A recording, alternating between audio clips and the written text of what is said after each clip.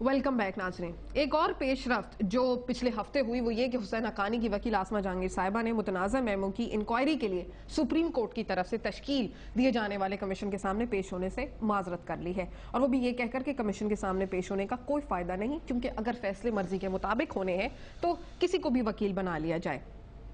नाज़रीन, मैं थोड़ा सा इसका बैकग्राउंडर आपको दूंगी कि 30 दिसंबर को सुप्रीम कोर्ट ने मुतनाज़े मेमो से मुतालिक दायर दरख्वास्तों को काबिल समात करार देते हुए इस मामले की तहकीकात के लिए एक जुडिशल कमीशन तश्कील दिया है, जिसकी सरबराही बलूचिस्तान हाई कोर्ट के चीफ जस्टिस काजी फायज ईसा और दीगर 2 अरकान समेत कर रहे हैं। जिसमें जो दीगर 2 अरकान है उसमें इस्लामाबाद हाई कोर्ट के चीफ जस्टिस हमीदुर रहमान और सिंध हाई कोर्ट के चीफ जस्टिस मुशीर आलम साहब मौजूद हैं। आसमा जहांगीर साहिबा का क्या कहना है, आइए वो आपको सुनवाते हैं। 4 हफ्ते के लिए अब रह क्या गया उस केस में? फंदा। और मुझे ये कहना पड़ता है बड़ी माजरत के साथ कि जब 9 जजेस वहाँ पे कानून बैठे हुए हैं और जब जज साहिबान कानून का हवाला कम देते हैं और सिपा सलार की बात ज्यादा करते हैं, तो मुझे थोड़ा सा इस चीज पे धचका तो लगेगा। नाज़रीन, आपने गुफ्तगू सुनी आसमा जहांगीर साहिबा की। सबसे पहले मैं जस्टिस रिटायर्ड तारिक महमूद साहब से यहाँ पर सवाल करूंगी। जस्टिस साहब, आपने गुफ्तगू सुनी आसमा जहांगीर साहिबा की, क्या वजह हुई, वो फंदा किसको कह रही हैं? बीबी, असल में बदकिस्मती हमारे मुल्क की ये हुई कि जो ख्वाब देखा था शायद वो तो एक सोशल वेलफेयर स्टेट का देखा था, लेकिन ये बन गई सिक्योरिटी स्टेट। और फिर ये लॉयर मूवमेंट जो चली उसका शायद एक फ़ायदा या तो ये था कि somehow are the other ये सिक्योरिटी स्टेट वालों को थोड़ा सा पुश करके बैरक्स की तरफ वापस लेके आ गए।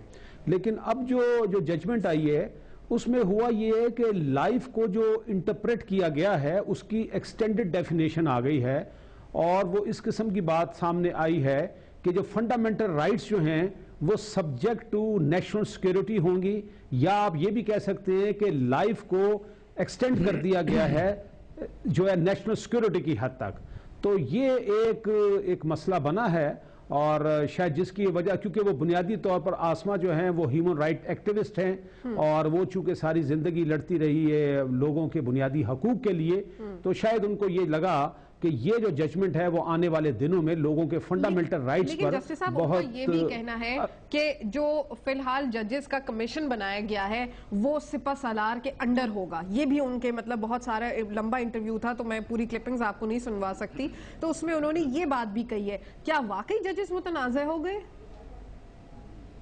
नहीं, देखिए मैं इसको इस तरीके से करूंगा। देखो, मेरी नजर में जो असल इशू जो सुप्रीम कोर्ट के पास था वो ये था कि ये जो मामला है मीमो का, इसका फोरम क्या होना चाहिए। क्योंकि देखिए तमाम फ्रीकैन, चाहे वो हक्कानी हो, चाहे हुकूमत हो, चाहे ISI के चीफ साहब हो या नवाज शरीफ साहब हो, वो सारे ही एक बात पर मुत्तफिक थे कि प्रोब होना चाहिए। इससे तो किसी ने इनकार नहीं किया। झगड़ा सिर्फ इस बात का था कि कौन सा फोरम होना चाहिए। आसमा ये कह रही थी कि अगर 121 का, जो कि नवाज शरीफ साहब ने कहा था वेजिंग वॉर अगेंस्ट पाकिस्तान, अगर इल्जाम वो है तो 121 PPC है उसके मुताबिक होगा।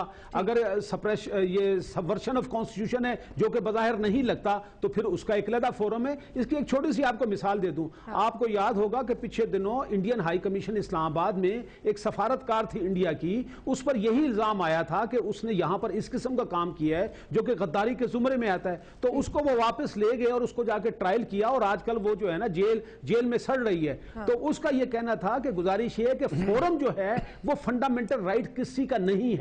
ये ठीक है, अगर इस पर इल्जाम है कि इसने ये काम किया है तो ये इसका प्रोब होना चाहिए, लेकिन प्रोब कहां होना चाहिए ये देखना है कि 121 PPC में क्या है, ये सबवर्शन ऑफ कॉन्स्टिट्यूशन जो आर्टिकल 6 है उसका 1973 का एक्ट है उसमें क्या है, या अगर कोई और डिपार्टमेंटल एक्शन लेना है तो वहां पर क्या है। झगड़ा फोरम का था, और इसी वो शायद ये कह रही थी कि ये जो है इसमें आप मुदाखलत ना करें, क्योंकि फोरम जो है वो किसी की पार्टी का चॉइस का नहीं मिल सकता। ख्वाजा साहब, आप क्या कहेंगे? नहीं सोफिया, मैं बड़ी रिस्पेक्ट करता हूँ आसमा जहांगीर की, हमारी दोस्त भी हैं, हमारी सदर भी रही हैं, बल्कि तारिक महमूद उनके सपोर्टर थे। सब रिस्पेक्ट करते हैं। लेकिन बात यह है कि मेरे भाई जस्टिस साहब भी जो बात कर रहे थे, बेसिकली इसको हम प्री मैच्योर एप्रीहेंशंस के ऊपर शोर मचा रहे हैं। हाँ, बिल्कुल। अभी कोई फोरम डिसाइड नहीं हुआ। अभी कोई जजमेंट नहीं आई। ये जो चीज थी ये एक लीव ग्रांटिंग ऑर्डर समझ लें, इसको कहते हैं कि एक पिटीशन आई, तो कमेटी बनी, नहीं वो पार्लियामेंरी कमेटी बनी हुई है, वहां पे होना था जो था। इन द मीन टाइम ये कोर्ट के आगे एक दरखास्त आ गई, कोर्ट ने नोटिस इशू कर दिए कंसर्न पार्टीज को। अब जब नोटिस इशू हुए तो सब ने जवाब दाखिल कर दिए। अब जवाब इस तरह के आ गए कि कुछ में जो था उसमें एडमिशन थे, कुछ में डिनाइल थे। तो जब एडमिशन एंड डिनाइल इस तरह की चीज आ जाती है और आप भी मसलन फैसला, मैं चाहता हूँ चलो आप जज हैं, तो मेरा और नजीर लगारी का झगड़ा है। नजीर लगारी कहता है कि ख्वाजा ने ये गलत कहा, मैं कहता हूँ नहीं ये मैंने सही कहा। तो अब आप क्या बताएंगी? फौरन तो फैसला नहीं देंगी ना, आप कहेंगी भाई आपका मामला काबिल समाअत है, आप दोनों की बात सुनूंगी फिर फैसला करूंगी। तो जजों ने यही किया है, कुछ भी नहीं किया। अच्छा, अब एक और बात बताऊं, फोरम हम इसको मिस इंटरप्रेट कर रहे हैं। अभी जो लीव भी ग्रांट हुई है, अब एक कमीशन बना है, ये इंक्वायरी करेगा, इंक्वायरी करके रिपोर्ट सबमिट करेगा, रिपोर्ट के ऊपर फिर ऑब्जेक्शंस दाखिल होंगे, ऑब्जेक्शन के ऊपर फिर आर्ग्यूमेंट्स होंगे, आर्ग्यूमेंट्स करके फिर कोई फैसला नहीं होगा। फिर सिर्फ वो ये बताएंगे कि प्राइमा फेसाई केस बन गया। अब जिस पर्टिकुलर फोरम का है, अगर ट्रायबल बाय मैजिस्ट्रेट है तो वहां चला जाएगा, ट्रायबल बाय सेशन जज है वहां चला जाएगा, ट्रायल बाय एटीसी है वहां चला जाएगा। फिर वो जज चलाए और सारी उम्र लोग भूल जाते हैं। मुर्तजा भुट्टो का मर्डर केस जब चल रहा था, एफआईआर कटी हुई थी, मैं उसमें वकील था, और उसी टाइम पे जस्टिस नासिर असलम जाहिद की सरबराही में यहाँ एक कमीशन बन गया और पैरेलल इंक्वायरी शुरू हो गई।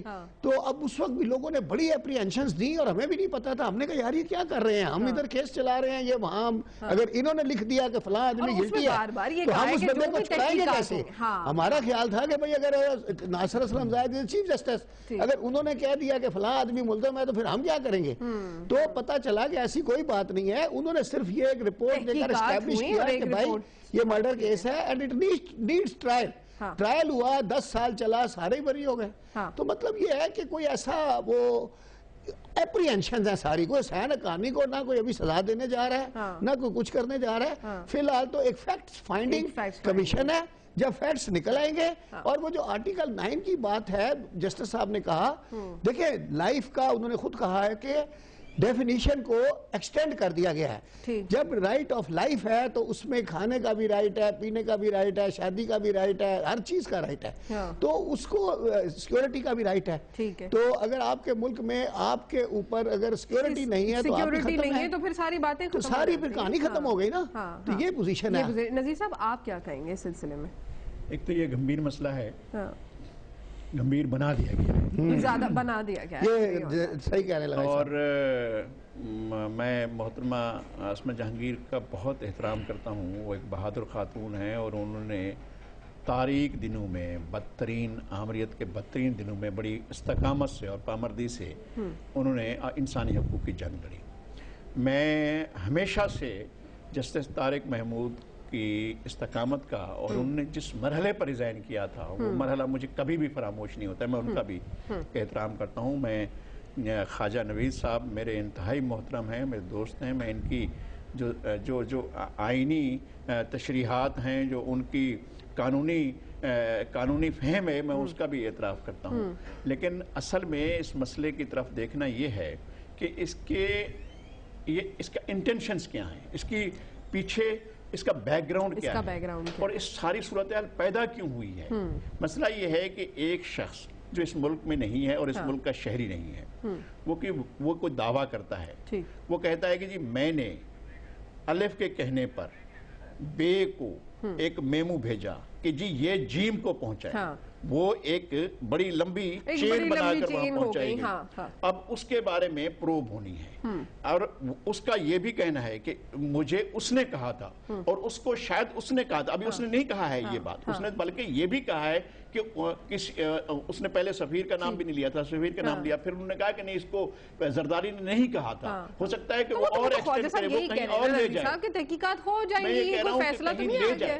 मसला ये होता है कि जब पीछे से लोगों को नजर आ रहे होते हैं और चीजें, जब इसमें सिक्योरिटी इदारों का इंटरेस्ट नजर आ रहा होता है, जब गहरी दिलचस्पी नजर आ रही होती है और मुल्क के हालात नजर आ रहे होते हैं, तो फिर बहुत सी चीजें, बहुत से सवाल आज खुद पैदा होते हैं, शकों को शुबहत आज खुद पैदा होते हैं। अगर हकानी साहब सच्चे हैं अगर तो फैसला हो जाएगा। मैं यही कह रहा हूँ कि ये फैसला कानून के मुताबिक ही होगा और उसके बारे में हमें अपनी अदलिया की फहमो फरासत पर भी यकीन रखना चाहिए। हाँ। लेकिन बात ये होता है बाज दफा की ऑब्जर्वेशंस। हाँ। अब फैसले पर तो मेरा यही पे सवाल है, मैं फैसले पर नहीं जाता हूँ। मेरा सवाल यही है कि क्या वजह है कि आसमा जहांगीर ने अदलिया के फहमो फरासत को क्वेश्चन किया इस वक्त, और उनका ये कहना है कि they are working under pressure. मैं ये अर्ज कर रहा हूँ कि अदलिया को अब मैं एक तो ये कि हमने इस अदलिया के लिए स्ट्रगल की, आपने स्ट्रगल की, ख्वाजा नवीद ने स्ट्रगल की, जस्टिस तारिक महमूद ने, अस्मा जहांगीर, सबने की स्ट्रगल, हम सब ने थोड़ा थोड़ा उसमें हिस्सा डाला है। हम दस्त बस्ता गुजारिश करते हैं कि अदलिया ऑब्जर्वेशंस देते हुए ना वो चीजों को, बहुत चीजों को मलहूज़ खातिर रखे। यहां तक कहा गया कि ये मामला आर्टिकल 6 तक जा सकता है। इसका मतलब यह है कि ये मामला गद्दारी तक जा सकता है और वहां तक ट्रायल होने पर मामला जा सकता है और बहुत सी चीजें कही गई हैं। तो ये फैसले का मरहला नहीं आया था पहली सुनवाई में, पहली समाअत में बहुत सी चीजें पहले नहीं कहने की होती हैं। शायद मेरी गुजारिशात इंतहाई आजिज़ाना है। मैं ये कहता हूं कि अगर आप पहले से अपना बताना शुरू करेंगे कि हमारा ज़हन ऐसा है, तो फिर लोग अपने शकों को शुबात वैसे ही ले आते हैं और वो अपनी राय उस हिसाब से उसी से राय बनाते हैं। तो अच्छा, फैसले जज नहीं बोलते, हमारा हमने अब तक यही सुना था। हाँ। और ये मुझे बेहतर बताएंगे, मुझे जस्टिस तारिक महमूद मेरी रहनुमाई करेंगे। जज नहीं बोलते, उनके फैसले बोलते हैं और मुझे लगता है कि जज बोल रहे होते हैं और फैसले नहीं बोल रहे होते हैं। तो हमें जजों को सुनना चाहिए या उनके फैसलों को पढ़ना चाहिए? बोल रहे होते हैं लेकिन उनके फैसले नहीं बोल रहे होते। एक ब्रेक लेते हैं नाज़रीन, ब्रेक के बाद वापस आएंगे, नसीर भुट्टा साहब का भी पॉइंट ऑफ व्यू लेंगे और बाकी दो जस्टिस साहब हमारे साथ रिटायर्ड मौजूद हैं, उनसे पूछेंगे कि आया जजेस बोल रहे हैं कि उनके फैसले बोल रहे हैं। मेरे साथ रहिए।